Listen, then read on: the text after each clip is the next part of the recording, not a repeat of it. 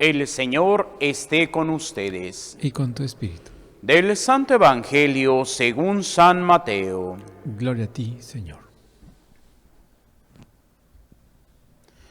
En aquel tiempo Jesús dijo a sus discípulos: Cuando venga el Hijo del Hombre rodeado de su gloria, acompañado de todos sus ángeles, se sentará en su trono de gloria. Entonces serán congregadas ante él todas las naciones, y él apartará a los unos de los otros como aparta el pastor a las ovejas de los cabritos, y pondrá las ovejas a su derecha y a los cabritos a su izquierda. Entonces dirá el rey a los de la derecha: Vengan benditos de mi Padre, tomen posesión del reino preparado para ustedes desde la creación del mundo. Porque estuve hambriento y me dieron de comer, sediento y me dieron de beber, era forastero y me hospedaron, estuve desnudo y me vistieron, enfermo y me visitaron, encarcelado y fueron a verme. Los justos le contestarán entonces: Señor, ¿cuándo te vimos hambriento y te dimos de comer, sediento y te dimos de beber? ¿Cuándo te vimos de forastero y te hospedamos, o desnudo y te vestimos? ¿Cuándo te vimos enfermo o encarcelado y te fuimos a ver? Y el rey les dirá: Yo les aseguro que cuando lo hicieron con el más insignificante de mis hermanos, conmigo lo hicieron. Entonces dirá también a los de su izquierda: Apártense de mí, malditos, vayan al fuego eterno preparado para el diablo y sus ángeles, porque estuve hambriento y no me dieron de comer, sediento y no me dieron de beber, era forastero y no me hospedaron, estuve desnudo y no me vistieron, enfermo y encarcelado y no me visitaron. Entonces ellos le responderán: Señor, ¿cuándo te vimos hambriento o sediento, de forastero o desnudo, enfermo o encarcelado, y no te asistimos? Y él les replicará: Yo les aseguro que cuando no lo hicieron con uno de aquellos más insignificantes, tampoco lo hicieron conmigo. Entonces irán estos al castigo eterno y los justos a la vida eterna. Palabra del Señor. Gloria a ti, Señor Jesús.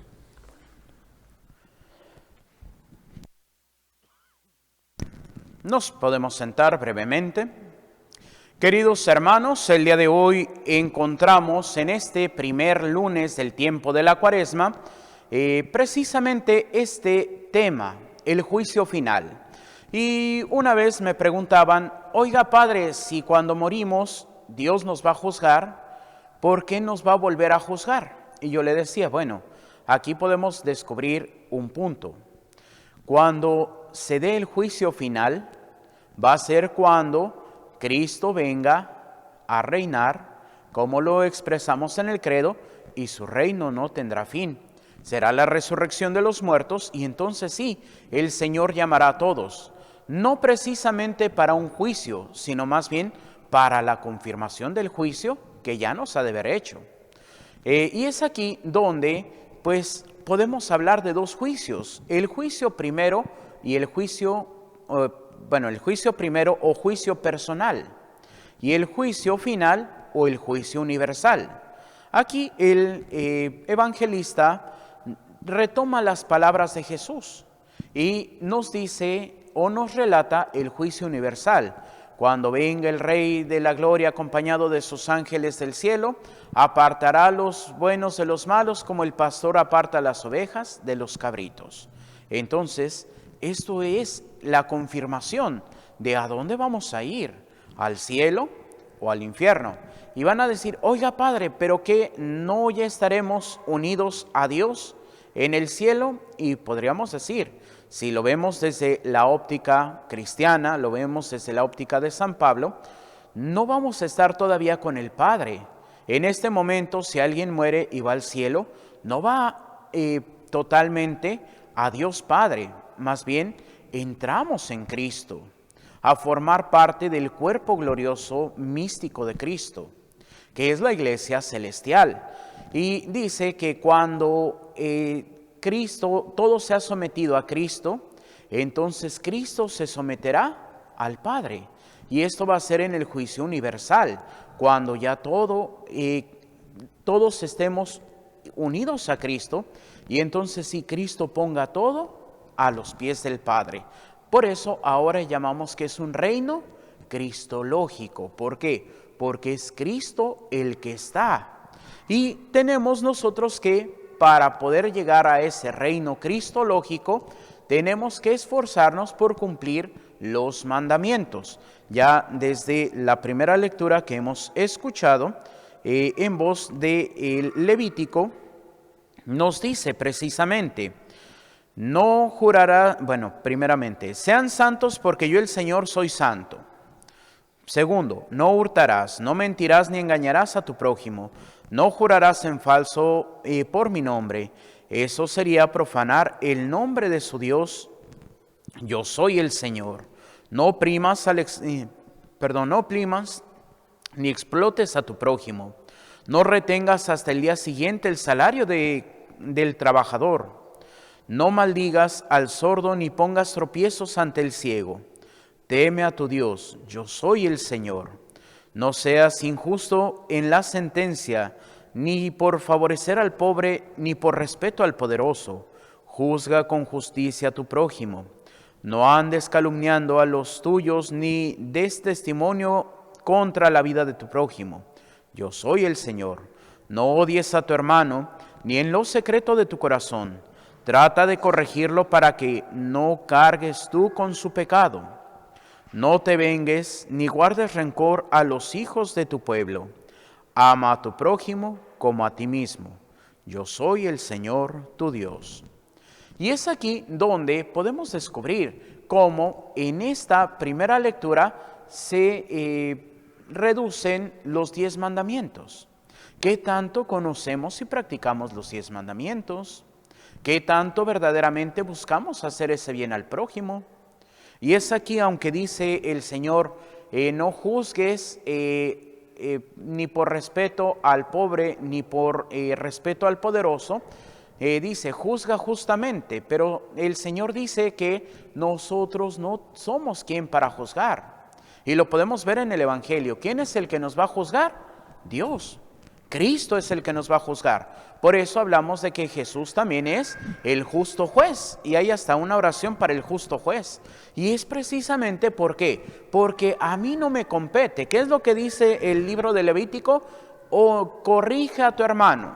Y podría decir, oye Señor, pero ya traté de corregir a mi hermano y aún no hace caso.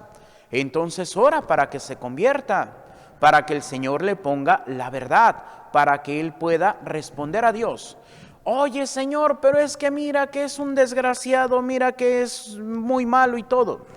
Y podríamos descubrir quiénes fueron así. Y podríamos hablar primeramente de un San Pablo, perseguidor de la iglesia, que inclusive cuando martirizaron a San Esteban, él estaba ahí de pie dando testimonio, que había pedido cartas para ir por más cristianos. ¿Para qué? Para martirizarlos. Y inclusive San Pablo va a decir, cuando dice que él es un apóstol porque también fue llamado y enviado por Dios. Pero dice, pero yo soy como un aborto. ¿Por qué? Porque perseguía la iglesia de Dios. Y es aquí donde nosotros no somos quienes tenemos que juzgar. Y si estamos juzgando y condenando ya a nuestro prójimo, pues hay un viejo dicho que dice, el que por otro pide, por sí aboga. Así que si nosotros estamos condenando a alguien, nos estamos condenando a nosotros mismos. ¿Por qué? Porque dice el Señor, no odies. Y si vemos desde la parte bíblica, el amor es hacer el bien al prójimo, el odiar es el hacer el mal al prójimo. Entonces, ¿qué es lo que tenemos que buscar? Hacer siempre el bien. Buscar siempre ayudar a aquel que lo necesita. Hoy podemos ver en el Evangelio que nos habla de las obras de misericordia, pero solamente de las materiales. Pero ¿cuántas veces también podemos y tenemos la oportunidad de hacer esas obras espirituales y no las hacemos? Orar por vivos y difuntos, dar consejo al que lo necesita, soportar con paciencia la flaqueza de los débiles, y etcétera. Es ahí donde el Señor nos invita a ¿qué? A que seamos imagen de Él para el mundo. Por eso el Señor ya nos ha dicho, desde que empezábamos el tercer domingo del tiempo ordinario, en este ciclo A que es de San Mateo, empezábamos a escuchar el Sermón de la Montaña. ¿Y con qué empieza? Con las bienaventuranzas. Y cuando fue ese evangelio, yo decía precisamente que es ahí el programa de Jesús. ¿Por qué? Porque para poder hacer el bien, tengo que ser pobre de espíritu. Y no en el sentido de que digan, como muchos dicen, no, es que los pobres de espíritu son los que no le temen a Dios. Pues no, el pobre de espíritu es aquel que sabe que está necesitado de todo, porque si no tiene a Dios, no tiene nada. Ese es el pobre de espíritu, el que le da la apertura a Dios, para que Dios sea su tesoro. Y ese tesoro nos va a ir llevando día a día al encuentro con aquel que me necesita. Por eso, ahora que estamos ya en esta celebración de la Cuaresma, en preparación primeramente a la Semana Mayor y después a la Pascua, ¿qué es lo que el Señor va a decir? Nadie tiene amor más grande que el que le da la vida por sus amigos. Y Él nos ha dado la muestra. ¿Por qué? Porque quiso morir en la cruz por nosotros. Pero ahora nosotros también tenemos que dar la vida por nuestro prójimo. Y podrán decir, ay Padre, ¿y me van a matar? No, no quiere decir que nos vayan a matar. Siempre en donde está el sagrario hay una velita de color rojo que a veces ni siquiera pelamos. Y todo lo que tiene que hacer es, cuando el Santísimo está presente en el sagrario, estar prendida. Ese es su trabajo. Y a veces es tan, podríamos decir, tan ignorado, pero su labor es decir, aquí está presente nuestro Señor Jesucristo. Así también tiene que ser nuestra vida, como esa velita. No dar grandes discursos para que se convierta la gente, como a veces parecen nuestros hermanos cristianos no católicos que se van allá con sus bocinas a las esquinas y empiezan, y muchas veces empiezan a condenar a todo el mundo. No es el ponerme a hacer milagros así como que para que el mundo se entere, no. La labor del cristiano es servir al prójimo. ¿Y cómo lo vamos a hacer? El miércoles pasado lo escuchábamos. Cuando vayas a dar tu limosna, que tu mano izquierda no sepa lo que hace la derecha, para que tu Padre que está en lo secreto te recompense.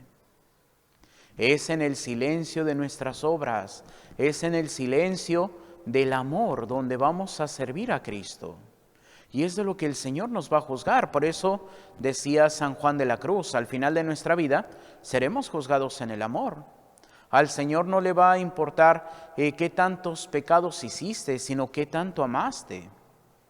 Lamentablemente, las faltas de amor son las que nos van a alejar de Dios. Y no es Dios el que nos va a condenar. Como aquí dice, los que rechazaron a Dios son los que van a ir al lugar del castigo. Y no porque Dios vaya a decir, ay, es que me trataste mal. No, sino no abriste tu corazón, no cumpliste con tu labor. Porque hemos sido creados para el amor, hemos sido creados para el cielo, para el servicio. Por eso, esa frase también de Santa Teresa de Calcuta, el que no ha nacido para servir, no sirve para vivir. Porque es el servicio, es la entrega. Por eso el Señor nos invita a que siempre lo reconozcamos en el necesitado. Y no solamente del necesitado físico, sino también del necesitado de ese cariño, de esa ternura. Y muchas veces pensamos que los más necesitados están de la puerta de nuestra casa para afuera. No, los más necesitados muchas veces están en nuestra propia casa. ¿Qué tanto verdaderamente vivimos como familia? ¿Qué tanto verdaderamente amamos a nuestro esposo o esposa? ¿Qué tanto verdaderamente amamos a nuestros hijos? ¿Qué tanto verdaderamente amamos a nuestros padres? Y ahí podremos ver personas que Han pasado años y años sin hablarse porque se pelearon y lamentablemente ya ni se acuerdan por qué se pelearon, pero siguen peleados. Falta de amor.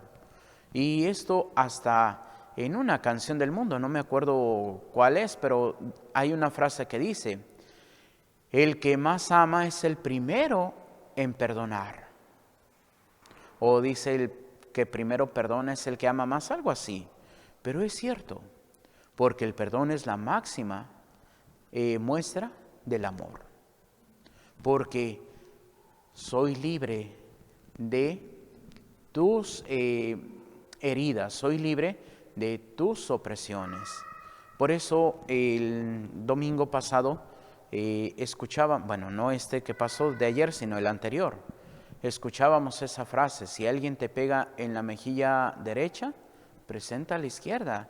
Si te quieren demandar en juicio para quitarte la túnica, cede el manto. Si alguien te obliga a caminar 1000 pasos en su servicio, camina 2000. Sé libre, no te condiciones, porque el Señor nos ha invitado a la libertad, y no hay mayor libertad que vivir en el amor. Por eso dirá San Agustín: ama y haz lo que quieras, pero siempre desde el amor cristiano, desde el amor que busca el bien, aquel que decimos amar.